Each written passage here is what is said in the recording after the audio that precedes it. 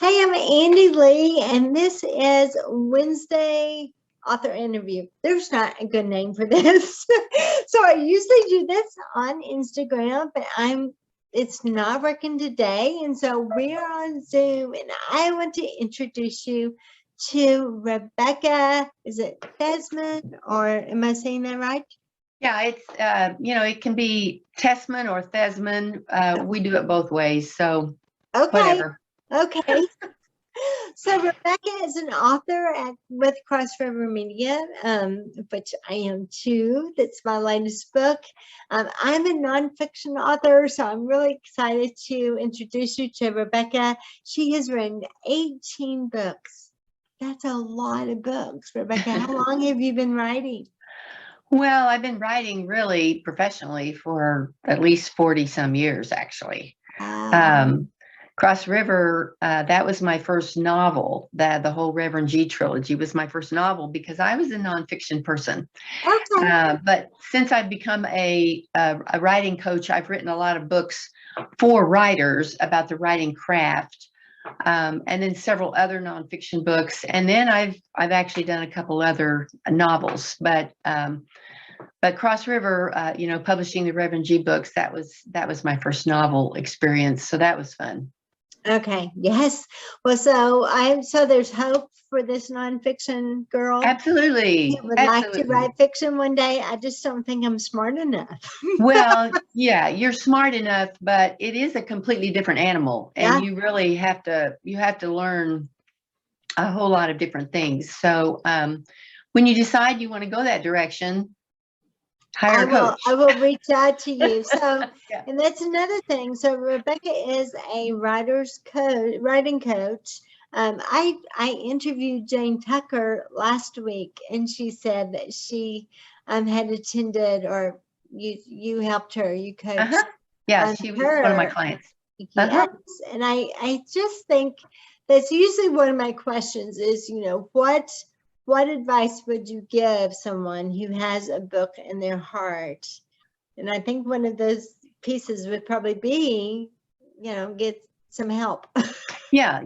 Get there are a lot of resources out there, and I mean you can Google anything, but the one-on-one working with a coach is really valuable because that gives you accountability instantly, and then working with somebody that's done this before. And so, if you have that book burning in you, first thing I would say is don't let anybody or anything talk you out of it, because there's a reason that you're thinking about that book. And you can become discouraged just, by the process or by not knowing how to go forward. But yeah, find the resources, talk to the people that can help you, and then, guard your writing time. Get a little bit of a time every day or if you can't do it every day, sometimes you can maybe do it in chunks. But at least during the week, you want to be writing as much as possible. And because the actual act of writing teaches us a lot about our voice, about the rhythm of words, about how to put things together. And you can't be a writer if you're not actually writing. Right. So, yeah. Right. I found that blogging consistently was a really good practice to help me as a writer too. And my first book, I had another author edited that book, and that first book really always needs so much help. Yes. Because it's our first one, and I Yes. learned so much. Eva Marie Everson was my editor, and I learned so much from just that process too. So writing is, I always tell people, it's a team effort. It's a team effort. It is. That's why even having a publisher who has editing and their vision for the cover, all of that is so important to have that team. It does come from your heart, but then a team is so important to have. Absolutely. Absolutely. And if you're wanting to put together a nonfiction book, blogging is one of the best things to do, because you can actually blog the content of the book, And as you blog, after posting on your blog for like a whole year, you've got enough content for a book. And so it's a great way to start writing and to put your book together. We call it blogging a book. And a lot of my clients have started out that way. So how many clients have you helped write books? Well, I was trying to count those up. I've been coaching since 2012. And some of my clients have written more than one book. They got going, and then they finished one book, and then they had an idea for another one, and so we work on that one. So it's probably about 150 to 200 clients I've had. Wow, that's amazing. That's a lot of clients. It's a lot of people, and but I love it. I just love. Sometimes I call myself the writer's midwife, because I help writers birth their words. Yes, you do. Wow. How did you get into that? How did you become a certified coach? Yeah, I was working in a nonprofit that was a wonderful place to help women, particularly women who had been in abusive situations. And so they asked me if I wanted to become a certified life coach.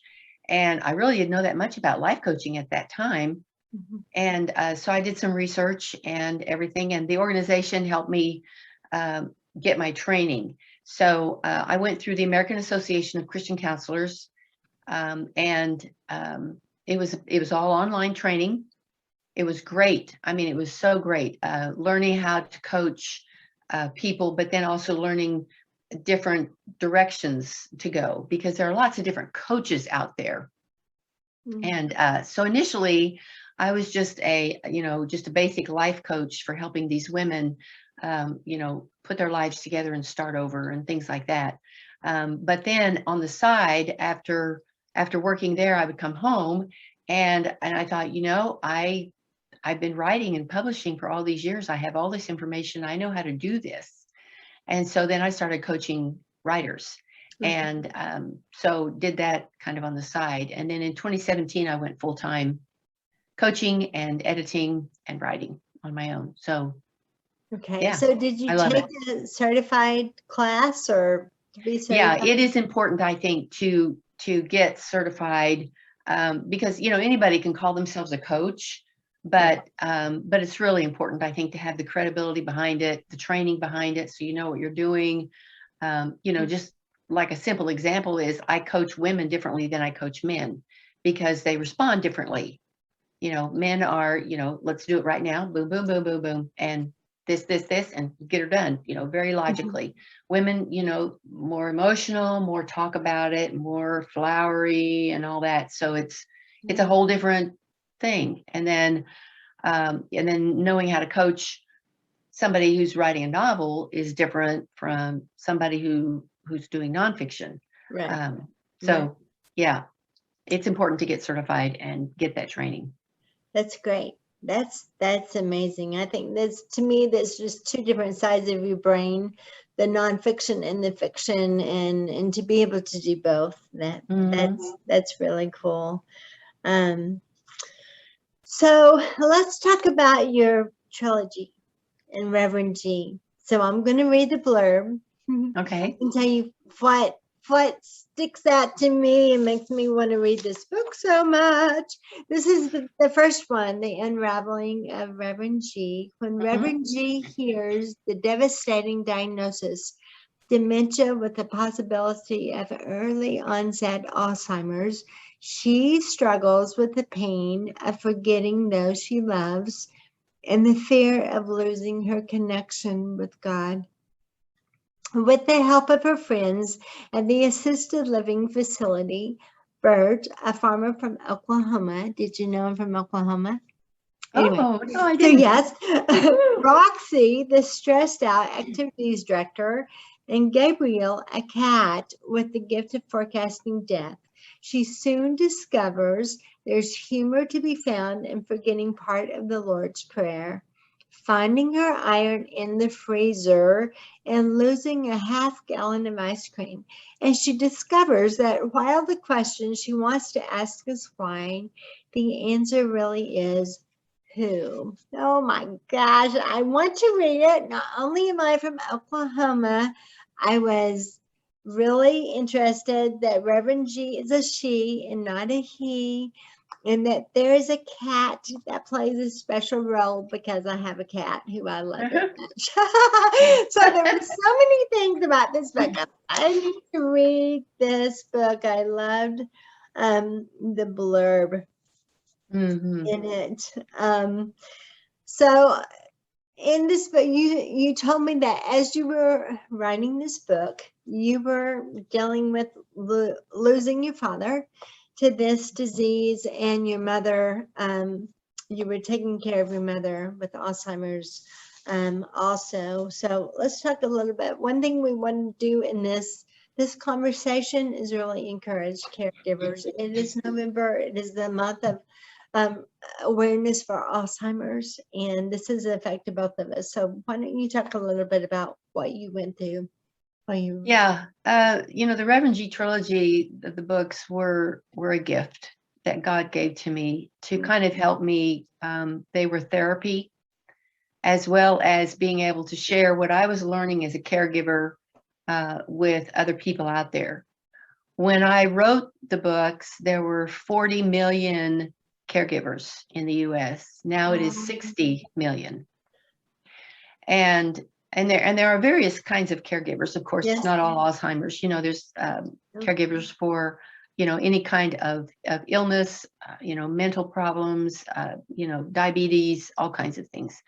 But of course, our family was wrapped up in this whole Alzheimer's thing. And, we learned some things through Dad with his was actually called trauma-induced dementia. After a horrible accident at the farm, and his body, he was burned, a really bad, severe burn, and so his body reacted by attacking his brain, and so the dementia over a 10-year period of time. It was not too long after he passed that we started noticing the issues with Mom, where she was forgetting all kinds of things that were really important. She was throwing away bills and keeping the junk mail, and things like that, and forgetting just the routines of life. So, so the whole caregiving world opened up, and my sister actually is the primary caregiver at one point, but we saw the progression of what was happening. And, the thing with Alzheimer's is that with each regression, you grieve again. You grieve. So it's like a constant grieving process where you don't have closure until it's completely over. And, so with every regression of Mom, it was another type, like, when she stopped being able to call me on the phone. And I couldn't call her because she couldn't carry on a conversation. Yeah. And, and then when she stopped knowing who I was, I mean, that was horrible. And so each part of that is a grieving process. And so, we started looking, my siblings and I started looking for facilities because all of us were still working. There wasn't any of us that could actually take Mom into the house. And we had learned through the experience with Dad, there comes a day when, you think that you can do this. Right.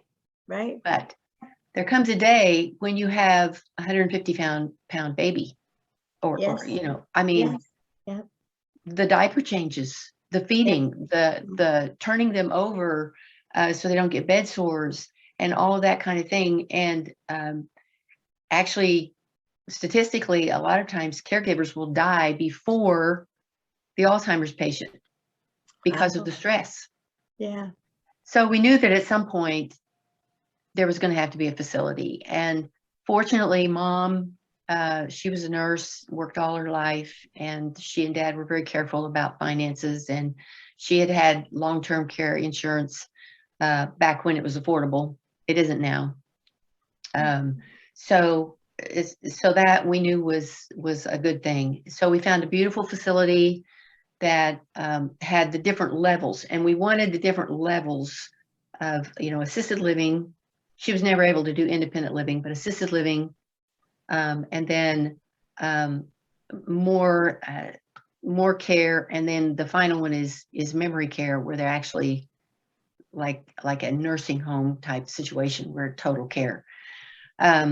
Because every time there's a change in routine for these people, it's very confusing for them, and so we wanted it to be a smooth process. And the final straw happened when Mom had to have a pacemaker put in. And anytime that someone who's on the verge of dementia, Alzheimer's, or whatever, go into the hospital, go under anesthesia, that can be the trigger. And it was for Mom. Okay. And so after that, the doctor said, she can no longer live alone. She can no longer live independently. So we already had her name on the list, and she went right into the facility. And it was a beautiful place. She lived in assisted living for quite a while and did okay. She could still kind of dress herself. But then things got worse and worse and worse. And the cognitive issues just got worse. And now she's in the nursing home situation. And so it, for caregivers, you need constant encouragement, because this is a cruel disease. Yeah. There comes a time when the Alzheimer's patient is doing fine. They have no stress, they have no bills, they don't care what's going on. They just wake up and somebody tells them what to do, and they eat meals, and nothing, they're not cognitively there. But the people who are suffering are the caregivers and the family. Right. And so constant encouragement is important. And that means for caregivers to get out, to be with other people, to get a break. That's a lot of things that, as I've spoken about Alzheimer's and caregiving, there are so many caregivers that think, well, I can't leave. What if I leave and she needs me? Or what if I leave and she dies? Well, you know what? Before she was born, God knew when she was going to die, and it doesn't matter if you're there or not. It's going to happen. And you can't live in that place of false guilt. You need to get out and take care of yourself, maybe even take a vacation, and there are resources for home health, maybe even friends at church that can come. And one of the ladies in my Sunday school class had Alzheimer's, and one of the deaconess ladies would come and sit with her so her husband could get out. And just going out and getting the groceries for him was a break. Right. We need those breaks. So, the constant encouragement, being ready with facility, setting healthy boundaries around yourself, and then just remember that your loved one is no longer able to parent, no longer spouse. They are now becoming a child. And so when a child asks you the same question over and over and over, you answer the question over and over and over. And so if your mother is doing the same thing, you have to be patient and answer the same question again, because for her, it's a brand new conversation. It's brand new people, and you have to be patient and understand that. So I was really hoping that the Reverend G story, first of all, I tried to insert a lot of humor in there, because you have to laugh, don't you? You have to find the funny in it. You have to find the funny in it. And there are a lot of funny things that they do that, it really is. Yeah. It really is funny, and so I tried to put humor in there, but I also, I was living it at the same time. And so some of the tools that I was using with Mom are inserted in there to help with Reverend G. The having the cat. There are some facilities that will actually allow you to bring pets in so that they can pet. them. There's a facility here in the Kansas City area that actually has a petting zoo on the grounds where Oh, people can go. wow. Yeah, and Mm. pet the animals. And because that's a calming effect, Yeah. it actually helps your blood pressure and all those kinds of things. So Mhm. having a pet, and then you know, the activities director, and doing as many activities as they can do while they can do them. That's important. Mhm. You know, playing Uno for mom was good. Playing bingo was good. Except whenever she won, they would give her a choice of a candy bar, you know. So she had a candy bar. So I went to see her one time, and she had this whole drawer full of Snickers. So she's not eating them. They're just sitting there in the drawer. So I brought them home to my son because he likes Snickers. So, you know, as many activities as they can do for as long as they possibly can, Right. you know, is important. Right. It's good stuff. So it sounds like that some of what you've gone through and what you were going through is in the book. Yes. Did she put the iron in the freezer, or did that? She did not do that. Reverend G did that. Yes. But, you know, mom did. One of the clues that I had that things were slipping was I went with her to the grocery store one time, and she was still driving at this point. Mm. That's a scary thing when they can't drive I anymore. know. And that's a hard thing to Yes. take away the keys. But anyway, she was still driving at that point, and we were going to go to the grocery store. So we pulled into the parking lot, and she just kept kind of driving around. And I said, "Why aren't we parking?" And she said, "Because my spot is taken. We'll have to wait till somebody moves, till that person moves." Mm. And I said, "Why do you have to park there? Because then I will know exactly where my car is." Okay. Well, that was smart. That was It really was smart. I mean, she had Uh-huh. enough cognitive things, and that happens at the beginning, you know, where another thing she did was she would take her house key whenever she left, and she would safety pin it to her pants. That way she would never lose her key. It was always there. So, Wow. you know, she had some little She had some coping tactics and things going on. Yeah. Yes. But Mm. yeah, after a while, then you know, things, you know, like for driving, she couldn't find her way back home. Mhm. Her reflexes were so bad, it scared me to death to drive with her. You know, Right. she waited until we were right up at the red light before she put on the brake, and all those things. And so we actually had to ask the doctor, and this is where you really want to have a good medical team. We had to ask the doctor to write a prescription, because she was a nurse. She would do what the doctor said. Okay. Write a prescription that says Arlene can no longer drive. Mm-hmm. And then we made several copies of it because we knew she might lose it. So whenever she'd say, "Where's my car? I need to drive," we would pull it out and say, "Here it is. The doctor says you can no longer drive." And so we had to do that multiple times before she actually accepted the fact that there would be no more driving. But I mean, that is one of the hardest things. It is. I know. It is hard. I can't remember, but with one of my grandmothers, my dad's mom, I think he took the battery, and took the battery out of the car, or Yes. But she called somebody to come fix her car, and they did. And yes, my brother tried to disable the car, and mom called the dealership and said, "Somebody needs to come and fix my car. I can't get it." Yeah. Oh boy. So that's why you just have to laugh after a while, and that is hard. It is very hard. But one thing, as we're talking, I want people to know they're not alone. I hope you hear in this conversation I've got tons of stories too that I'm not going to share at the moment, but we know how hard this is. But Alzheimer's is just a painful thing because you lose them sooner. You lose them before they're gone. I've lost a sibling to cancer. I've watched that. and I watched mom with Alzheimer's. I have a friend whose spouse is sick with muscular dystrophy.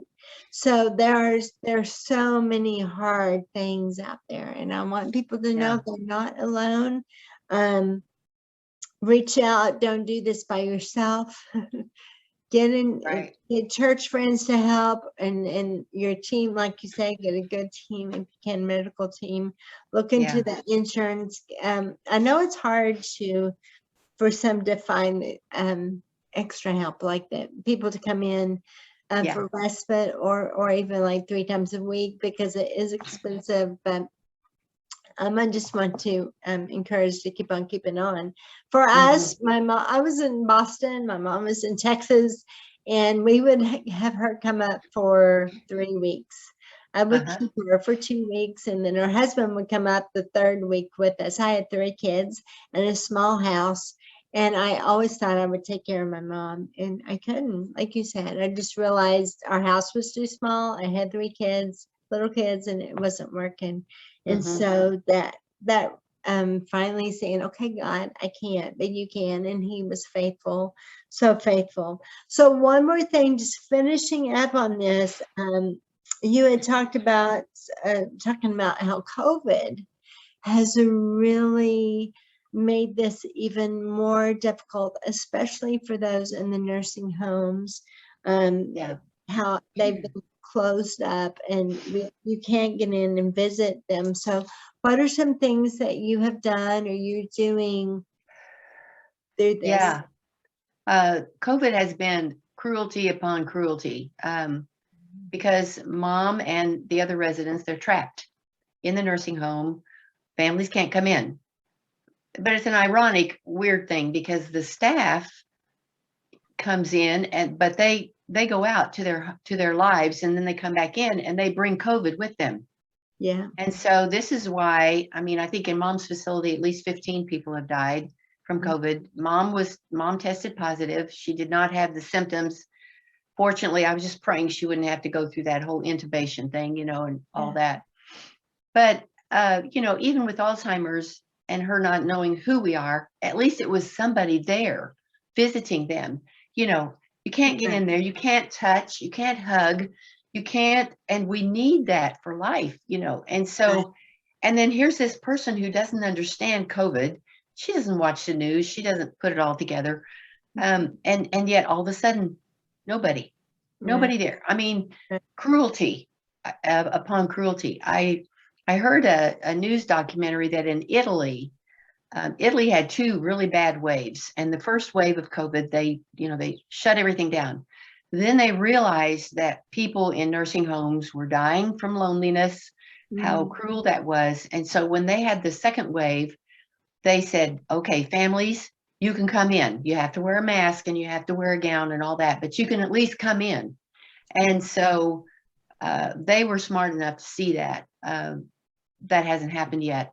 So, and mom's facility, I mean, it's just been crazy that, every day we get a text, how many positives, how many negatives, or how many, people have died. And it's like, and so when this is over, when COVID is over, or when mom passes, whatever, I'm going to be writing a letter. Writers, we do this.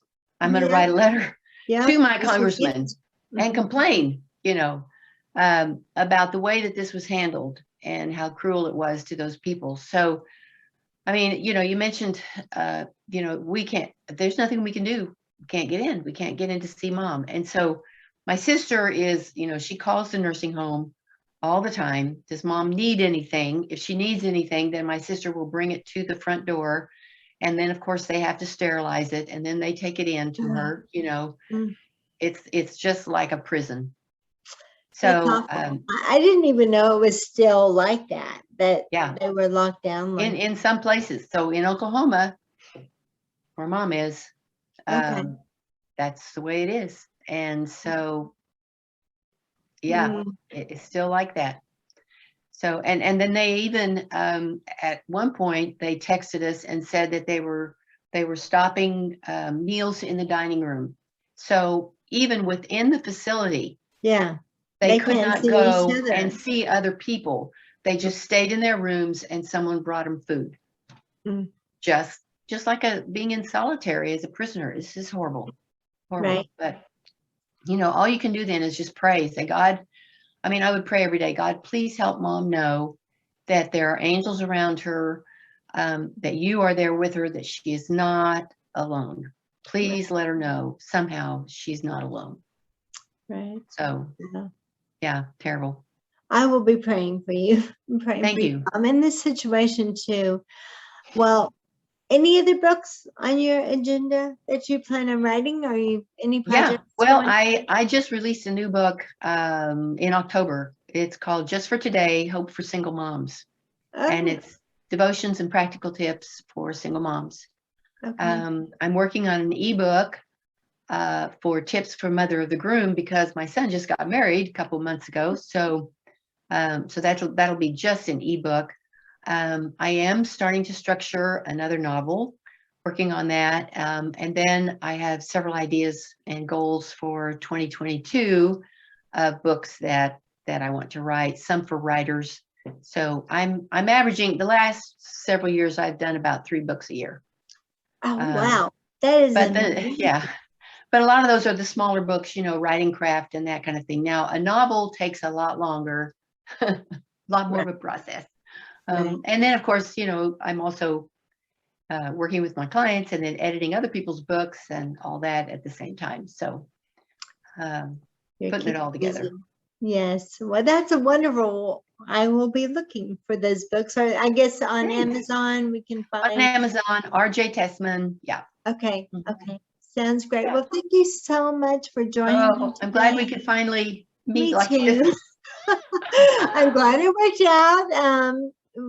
I hope this encourages anybody who wants to write. How can they connect with you? Yeah, my website is RJ Tesman, and it's T as in Thomas, THESMAN, rjtesman.net. Okay. I'm also on Facebook. I'm on LinkedIn. I'm on Twitter. And I have a YouTube channel called Coaching for Writers, where I have videos for, you know, just different parts of writing that they can subscribe to and then get those videos.